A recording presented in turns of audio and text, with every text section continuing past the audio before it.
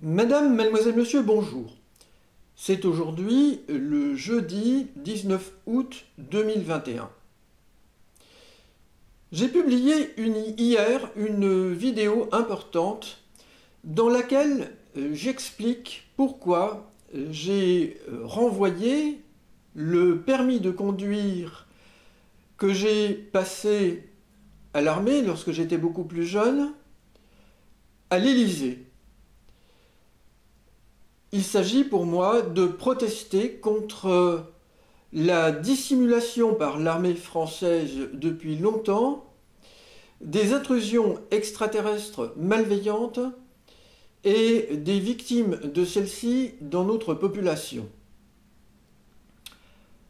Un livre paraît ce mois-ci, publié chez lulu.com en auto-édition par l'association d'aide aux victimes d'agressions extraterrestres qui s'appelle CERO France. Ce livre s'intitule Rencontres extraterrestres. J'ai déjà commencé de transmettre des courriels à un certain nombre de personnes, dont des élus au Parlement, pour leur faire part de l'existence de cet ouvrage. Je suis régulièrement les actualités sur le service public radiophonique, en l'occurrence France Inter et France Info. Et cette semaine, j'ai pu entendre, coup sur coup, deux extraits d'émissions. Une première émission est le débat de midi, consacré chaque jour de la semaine à un sujet nouveau. Et j'ai pu assister à de longs extraits d'une émission du débat de midi consacrée au débat sur les présences ou non extraterrestres dans notre système solaire et sur la Terre ou autour de la Terre.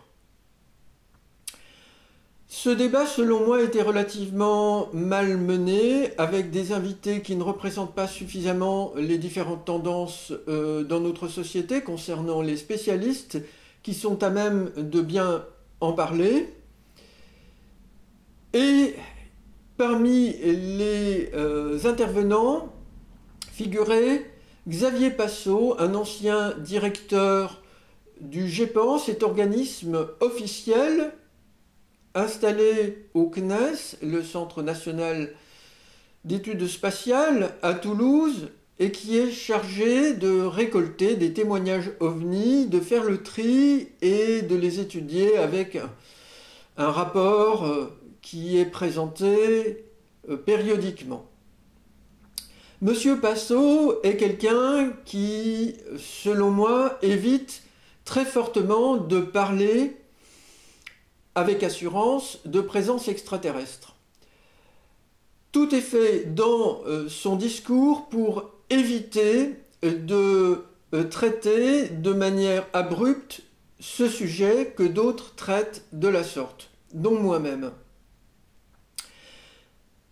Le même jour, j'ai entendu sur France Info une émission de Complorama. Complorama, cette semaine, est consacrée au complotisme concernant les aliens, les extraterrestres.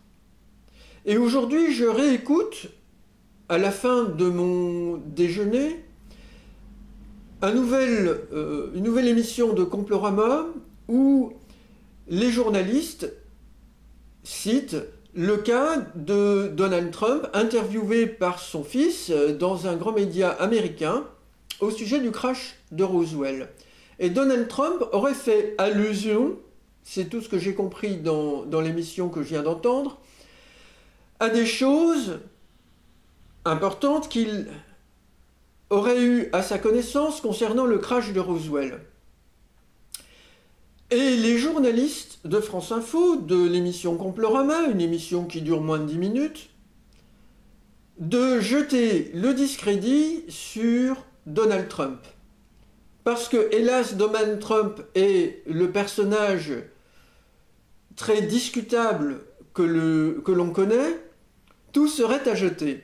Eh bien là, non, madame, mademoiselle, monsieur, je vous affirme que, n'ayant rien su de plus concernant ces allusions faites par Donald Trump à des choses qu'il sait à propos du crash de Roswell, je viens contredire ici le dénigrement lamentable des journalistes de France Info. Et en même temps, le débat lamentable conduit sur France Inter il y a peu de jours au sujet des extraterrestres. Je souhaite citer pour vous un ouvrage remarquable de Gildas Bourdet aux Presses du Châtelet, publié en 2017, qui cite énormément de sources et nous explique pourquoi, selon cet auteur, et je rejoins les conclusions de cet auteur, le crash de Roswell a été réellement un crash de plusieurs objets volants d'origine extraterrestre. Et pourquoi les choses se sont passées de manière complexe, comme nous l'avons appris, et je ne veux pas rentrer dans les détails de cette histoire, qui a commencé début juillet 1947. Alors, madame, mademoiselle, monsieur, je voudrais ici vous dire ce que j'ai fait en tant que lanceur d'alerte ces derniers mois, en pleine crise de Covid-19.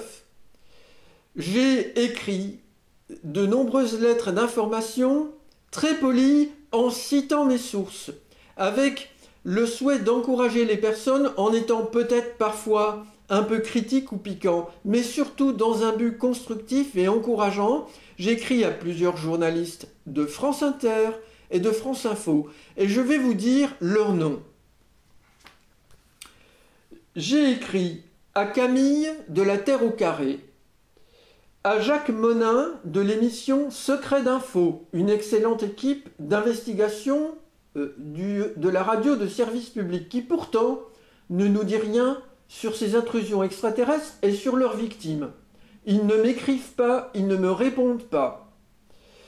À Stéphanie Duncan de l'émission Autant en emporte l'histoire, à Fabrice Drouel, une excellente émission intitulée Affaires sensibles sur des sujets qui concernent parfois des phénomènes ovnis. Le livre Inter. J'ai écrit donc à l'émission Le Livre Inter. J'ai écrit au spécialiste de littérature Emmanuel Kérad. J'ai écrit au spécialiste en histoire Jean Lebrun sur France Inter. Toujours sur France Inter, j'ai écrit au spécialiste de l'aviation Gérard Felzer, qui est ancien directeur du musée de l'aviation, si j'ai bonne mémoire. J'ai écrit au journaliste très connu de France Info, cette fois-ci Marc Fauvel. J'ai écrit à Julie Pietri et au célèbre journaliste reporter de guerre Éric Valmire. J'ai écrit à Jean-Marc Benyada, spécialiste de l'aviation sur France Info et journaliste de radio. J'ai écrit au célèbre journaliste du 13h Bruno Duvic. J'ai écrit à Jean-Marc Four et Jean-François Aquili, célèbre journaliste éditorialiste politique qui intervient régulièrement aux Informés. J'ai écrit à la présentatrice du journal de 13h que l'on entend parfois, Hélène Roussel. J'ai écrit au célèbre défenseur de la nature sur France Inter, Denis Chessou. J'ai écrit à la célèbre intervieweuse politique, journaliste politique, Léa Salamé. J'ai écrit à Mathieu Vidard, qui présente des émissions dont La Terre au Carré, et avant c'était La Tête au Carré, des émissions où il invite beaucoup de scientifiques. J'ai écrit à la journaliste spécialiste de littérature qui intervient aussi au Masque et la Plume très fréquemment, célèbre Patricia Martin. Voilà, madame, mademoiselle, monsieur. Et j'ai écrit aussi à d'autres personnes, beaucoup plus rarement. J'ai écouté une émission sur France Inter ou France Info. Et il était question dans cette émission de Bernadette Sauvaget, journaliste spécialiste des questions religieuses à Libération. Alors, j'ai écrit une lettre qui m'a été renvoyée. Ceci, voilà, c'est le renvoi de la Poste pour vous prouver, si besoin était, que j'agis, que je ne vous raconte pas des mensonges. Alors, je n'ai pas Internet chez moi, donc j'ai envoyé à cette adresse en reprenant une adresse de Libération ancienne que j'avais et en recopiant le nom tel que je l'ai entendu à la radio. Madame, mademoiselle, monsieur, je souhaite citer des sources que j'ai citées dans ces lettres nombreuses que j'ai adressées à ces journalistes du service public qui ne m'ont toujours pas répondu. J'ai cité le livre Documents interdits du spécialiste en aviation et spécialiste des archives rendues publiques aux USA sur les phénomènes ovnis, des archives de l'armée américaine, Jean-Gabriel Grélé, aux éditions d'Hervy Livre. J'ai cité le livre de Gildas Bourdet, dont je vous ai parlé tout à l'heure. J'ai cité l'excellent livre de Jean-Claude Sidoun, dont je ne partage pas, la vision finale de l'humanité, mais bref, peu importe. Jean-Claude Sidoun, spécialiste ufologue, a fait un excellent travail dans son livre intitulé « OVNI dans l'espace » de compulsion des archives d'anciens cosmonautes, astronautes, à propos des témoignages ovnis. C'est vraiment un livre que je vous conseille très vivement pour sa documentation très fournie et ses commentaires très intéressants.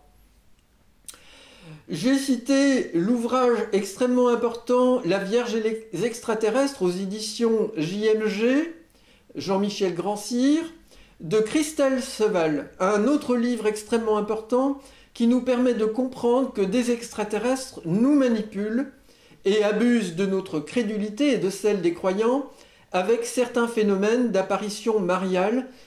Les apparitions de la Vierge de Fatima au Portugal au début du XXe siècle sont notamment traitées, mais beaucoup d'autres apparitions sont traitées également dans cet excellent ouvrage.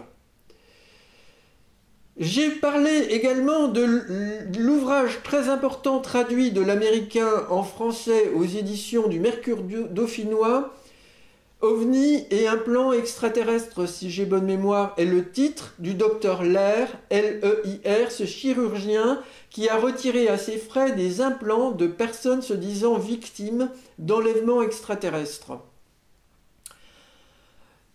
Il y a un livre qui vient de paraître du CERO France, Contact, Enlèvement et Rencontres OVNI, donc cette association d'aide aux victimes en France dont je vous ai déjà beaucoup parlé. Et précisément dans ce livre que je n'ai pas encore feuilleté, je le laisse reposer parce qu'à cause du Covid-19, je ne consulte pas tout de suite les ouvrages que j'achète. Dans ce livre que j'ai acheté en début de mois, j'ai remarqué une photographie en le feuilletant très rapidement d'une personne, sans doute une victime française, qui semblerait à un implant dans la main. Je ne peux pas vous en dire plus. Je reste prudent, je n'ai pas lu le texte associé à l'image, aux photographies, dont une radiographie de la main. Je voudrais vous citer mes nombreux travaux sur les crop circles, les preuves que j'ai apportées. J'en ai déjà communiqué par le passé plus lointainement à des journalistes. À ces journalistes auxquels j'ai écrit, je souhaite ajouter que je cite mon blog « Opposition et lutte contre les présences intrusives extraterrestres », ma chaîne d'information Jean-Charles Bourquin qui comporte de nombreuses archives avec des éléments vérifiables concernant l'analyse de certains crop circles qui sont authentiquement d'origine extraterrestre. Alors, madame, mademoiselle, monsieur, ce qui se passe est très grave et j'ai voulu faire cette vidéo sur le vif pour témoigner de cette attitude de ces journalistes du service public qui ne servent pas le public, mais qui le desservent. Et je ne peux pas vous dire pourquoi, je ne suis pas complotiste. Est-ce de la sottise? Est-ce de la négligence? Est-ce de la croyance? Est-ce de la trahison? Sont-ce des ordres donnés par la direction pour ne pas traiter ces sujets de façon sérieuse? On peut imaginer toutes sortes de choses. Je suis véritablement très en colère après ces gens. Et vraiment, je vous invite à vous informer, mais aussi à leur écrire, à protester, à en parler sur Internet. S'il vous plaît, faites remonter cette vidéo le plus possible. Partagez-la. Nous ne sommes pas bien informés sur certains sujets par des journalistes qui montrent que sur d'autres sujets, ils sont bons. Et ce sont ceux-là même qui taisent les victimes des extraterrestres, qui taisent mes alertes et qui nous envoient, pour parler familièrement, au casse-pipe. Je ne suis pas d'accord avec cela. Madame, mademoiselle, monsieur, je vous remercie pour vos soutiens et votre attention.